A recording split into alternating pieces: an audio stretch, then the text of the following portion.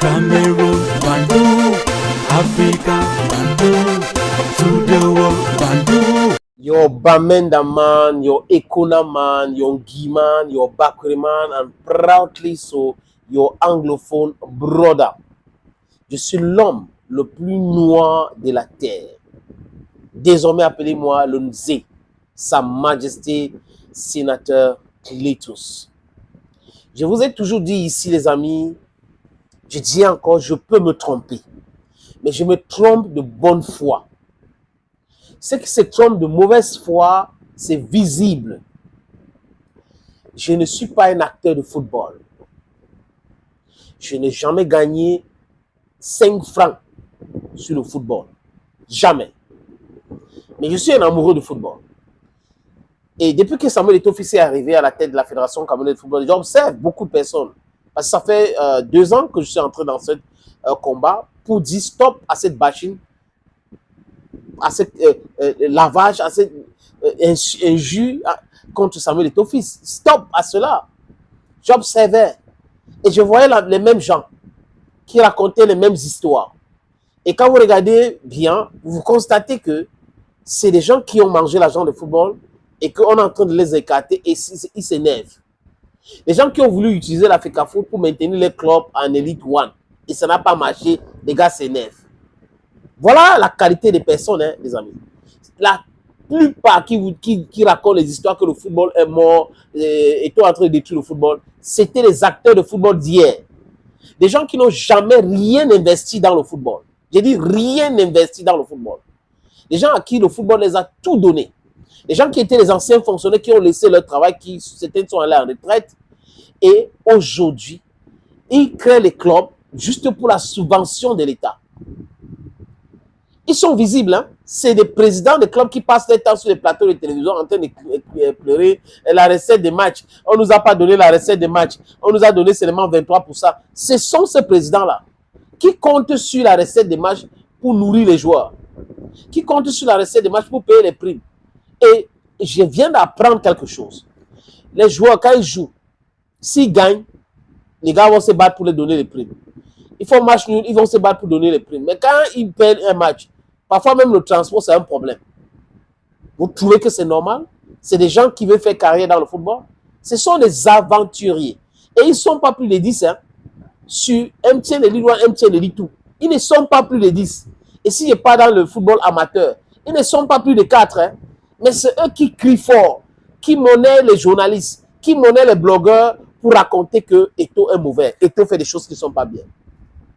Les amis, vous avez vu le reportage de la télévision Equinox qui parle des présidents de clubs qui se sont réunis à Yaoundé. Ils ont pris les résolutions suivantes. Il faut qu'on les verse l'argent de la subvention de l'État sans condition. Ce n'est pas une prise en charge. Je ne sais pas s'ils ont des juristes autour d'eux. La subvention n'est pas une prise en charge. Cette subvention, c'est pour payer le salaire des joueurs. Chers aventuriers, c'est pour payer le salaire des joueurs. Vous dites qu'il faut qu'on vous donne cet argent sans condition. Par rapport à quoi on va vous donner l'argent sans condition? L'État a déjà donné la subvention sans condition aux gens. Vous avez dit que vous allez à la banque emprunter l'argent, on vous donne ça sans condition. On ne peut pas. Vous devrez payer les salaires et justifier que vous avez payé les salaires. Dit non, à la fin de la saison, il faut demander les justificatifs. Vous n'allez pas piéger Samuel Eto'o ni la Fédération camerounaise de football. Vous allez vous piéger. Ceux qui ne vont pas justifier n'auront pas cet argent. Regroupez-vous. Faites comme vous voulez. On va vous envoyer, c'est-à-dire que départemental. C'est-à-dire qu'à la dernière minute, vous serez seuls. Ceux qui sont en train de s'agiter là, ils seront seuls. Les gars qui n'arrivent pas à payer les stades, l'Afrique vous dit on ne va pas payer les stades désormais parce que l'État a donné 350 millions à la fédération. D'accord. La fédération vous a demandé, ceux qui veulent payer les stades, signalez-vous pour accueillir votre match à domicile. Ceux qui n'ont pas de stade à domicile, signalez-vous. Est-ce que vous avez déjà vu le président de Coton Sport dans ce non-sens-là? Est-ce que vous avez déjà vu le président de Victoria United dans le non-sens-là? Je cite juste ce club-là pour que vous compreniez. Les gens qui sont dans la professionnalisation du football, qui sont dans le football parce qu'ils savent que c'est le business, ils ne font pas de bruit. Ils ne sont pas là en train de commander la subvention de l'État. Mais ceux qui sont en train de commander la subvention de l'État, ce sont ceux qui font trop de bruit, qui disent qu'ils sont forts. On a fait ci, on a fait ça, on est les plus forts. les amis. Les aventuriers. Et on ne va pas aborder le maillot avec le logo de sponsor parce qu'on nous a fait ci, on nous a fait ça. C'est du gros n'importe quoi. Vous pensez qu'en 2025, la fédération peut détourner l'argent destiné à ce club? Ce n'est pas possible. Donc, les gens se réunissent pour raconter du n'importe quoi parce que oui, l'opinion publique, il faut prendre à témoin les gens, ils vont raconter des choses. Non, les gens ont leur tête en place maintenant. Les chers aventuriers présents des clubs. À la fin de votre conclave à Yaoundé, est-ce qu'il y a un papier, la signature du président qui était présent? Pourquoi vous n'avez pas fait cela? Un communiqué officiel. Il n'y a pas de communiqué officiel. C'est juste le bavardage que les médias étaient là. Ils ont décidé que... Parce qu'ils savent. Vous avez fait la même chose avec Narcisse Moïle-Kombi. Vous avez écrit à la présidence. Monsieur Ngongo a demandé à Narcisse Moïle-Kombi d'organiser la réunion avec vous. Vous avez organisé la réunion ensemble. Vous avez insulté le président de la fédération, du moins prendre en charge le président de la fédération. Et l'argent a été versé à la fédération pour vous encore. Parce qu'on sent que vous n'êtes pas des gens sérieux. Vous, ce qui vous intéresse, c'est l'argent. Et les gars, vous voulez détourner de l'argent, c'est ça. Les gens qui, c'est-à-dire qu'ils s'acharnent, l'argent, donnez-nous l'argent, vraiment, ne posent pas les conditions. C'est l'État qui a posé ces conditions. Ce n'est pas la FECAFO. Donc, quand vous réunissez à Yaoundé là, sachez que c'est l'État et ce n'est pas la fédération. Et la fédération ne peut que respecter. C'est de ça qu'il est question. Bande d'aventuriers. Les amis, je vous suggère d'écouter ce reportage. Mais comme à son habitude, Radio Equinox fait partie des médias qui font dans le eto-bashing. Désolé de le dire. C'est un média dans lequel je travaillais.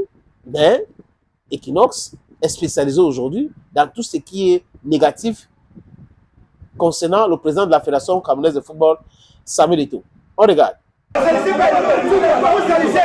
C'est peut-être la goutte d'eau qui a fait déborder le vase. Le grabuge à la fin du match Union de Douala, Dynamo de Douala.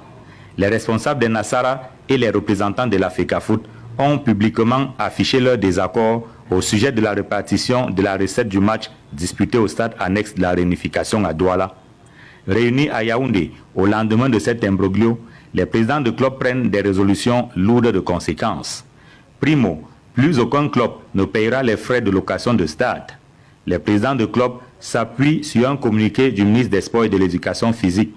Narcisse Moïle-Kombi faisait savoir que les pouvoirs publics avaient débloqué au profit de la FECAFOOT une subvention de 350 millions de francs CFA pour l'organisation des championnats, comprenant entre autres le paiement des arbitres et la location des stades. Secondo, l'État ayant également débloqué la somme de 560 millions de francs CFA comme appui au paiement des salaires des joueurs. Les clubs exigent que cette subvention leur soit reversée entièrement et surtout sans condition. Et si d'aventure quelques justificatifs devaient être présentés, les clubs disent qu'ils ne le feront qu'à la fin de la saison et pas avant. Tertio, les clubs font savoir que dès la fin de la phase allée du championnat, ils vont cesser d'arborer les maillots avec le logo des sponsors, notamment celui dont les championnats Elite One et Elite 2 portent le nom. Des résolutions et bien d'autres qui pourraient impacter la suite du championnat. Selon nos sources, environ 29 clubs sur 33, procuration y compris, auraient pris part à la réunion tenue à... J'ai donc posé cette question. Est-ce que le reportage, là, vous avez vu le communiqué final? Il n'y a pas de communiqué final. Ça n'existe pas. Les gens, vous ne payez pas le stade. Ce n'est pas grave, la FECAFOOT va louer le stade. Et vous aurez 23%. C'est clair. C'est clair. Si vous ne jouez pas, on vous rétrograde. Simplement. Les gars pensent qu'on va les supplier. J'ai dit, les amis, sur les 33 présidents de club, les MTN Elite 1, MTN Elite 2, il y a à peu près 8 dans les deux championnats qui sont en train de s'agiter comme ça. 8. Les autres ne sont pas dans leurs choses là. C'est pour ça que vous avez vu la sortie des Favres qu'il est en train de demander président des clubs, vraiment, parce qu'ils savent que ceux-là ne sont pas là-dedans. Ceux qui ont toujours profité de football, l'argent de football, ce sont ceux qui sont en train de s'agiter là. Ils n'ont pas leur place dans le football. Ce sont des aventuriers, je répète encore. Thank you friends for always watching. Hey, ici c'est la vérité. Ici, c'est la justice.